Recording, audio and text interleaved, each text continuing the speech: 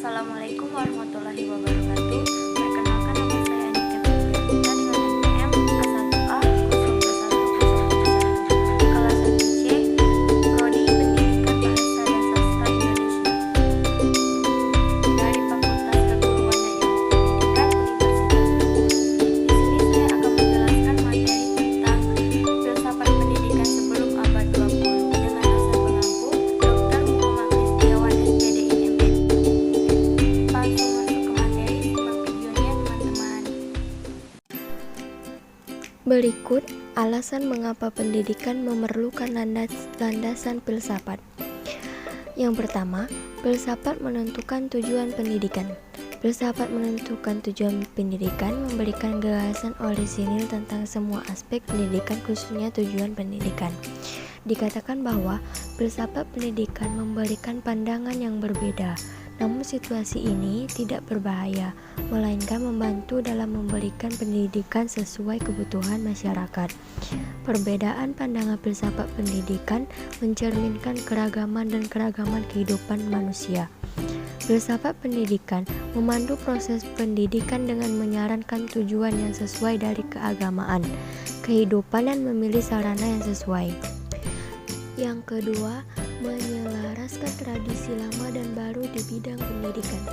Dalam proses pembangunan sosial, tradisi lama menjadi usang bagi masyarakat karena tradisi ini digantikan oleh tradisi baru. Tapi proses penggantian ini tidak selalu mulus. Hal ini dihadapkan pada banyak oposisi dari bagian ortodoks tertentu dari masyarakat. Pada saat yang sama, harus diingat bahwa setiap yang tua tidak ketinggalan zaman dan setiap yang baru tidak akan sempurna.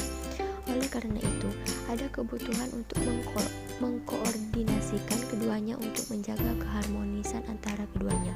Fungsi ini bisa dilakukan dengan filosofi pendidikan. Yang ketiga, menyediakan perencana pendidikan, administrator, dan pendidik dengan visi progresif untuk mencapai pengembangan pendidikan. Spencer dengan tepat menunjuk bahwa hanya seorang filsuf sejati yang bisa memberi untuk praktis pada pendidikan. Filsafat pendidikan menyediakan perencana, administrator, dan pendidik dengan visi yang tepat yang membimbing mereka untuk mencapai tujuan pendidikan yang efisien.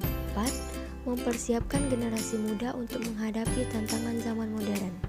Pada abad ke-21, bergema dalam kancah persaingan yang dalam runutan kerangka pikir kaum futuris.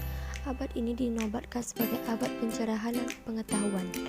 Pengetahuan menjadi senjata ampuh yang mengekstensi manusia dalam lingkaran perubahan paradigmatis yang saling menggeser.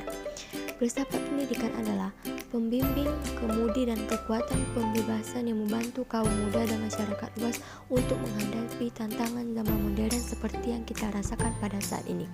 Yang kelima, pendidikan adalah embrio dari spekulasi atau tesis filsafat. Maksudnya, filsafat pendidikan memberikan pandangan-pandangan filosofiahnya kepada teori pendidikan, khususnya pandangannya tentang manusia, peserta didik, tujuan pendidikan, dan bagaimana seharusnya belajar. Filsafat juga berfungsi memberikan arah agar teori pendidikan yang telah dikembangkan oleh para ahli yang berdasarkan dan menurut pandangan dan aliran filsafat tertentu mempunyai relevansi dengan kehidupan nyata. Artinya, mengarahkan agar teori-teori ini dan pandangan filsafat pendidikan yang telah dikembangkan tersebut bisa diterapkan dalam praktek kependidikan sesuai dengan kenyataan dan kebutuhan hidup yang juga berkembang dalam masyarakat. Yang terakhir, filsafat termasuk juga filsafat pendidikan.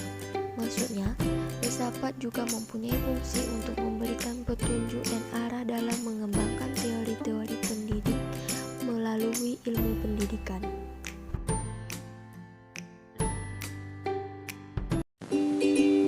Baiklah, itu saja materi